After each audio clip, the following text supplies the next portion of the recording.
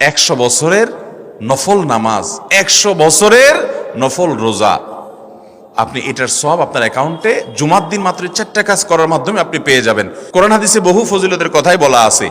এত বিপুল পরিমাণে, এত অধিক পরিমাণে সওয়াবের কথা যে কারো বাসা থেকে অনেকের আছে যেতে 500 স্টেপ পড়বে। 500 স্টেপ পড়লে কতটুকু হয়? সামান্য একটু জায়গা যেতে 500 কদম হয়ে যায়। অনেকের বাসা থেকে যেতে 500 কদম পড়ে 300 কদম হয়। তো সে এই 500 বছর নফল নামাজ, নফল রোজা, রাত ভর দিন ভর করার সওয়াব, কন্টিনিউয়াসলি করার সওয়াব মাত্র এই মসজিদে গেল আসলো, এই 4টা শর্ত পূরণ করে সে এটা সওয়াবটা পেতে পারে। যদি সপ্তাহে 4 জমা হয় তাহলে 4 বার 500 করে যদি হলো 2000 বছর, এভাবে তার আমল নামাজের সওয়াবের পাহাড় সে জমা করতে পারে শুক্রবারের ছোট্ট আমলটার মাধ্যমে।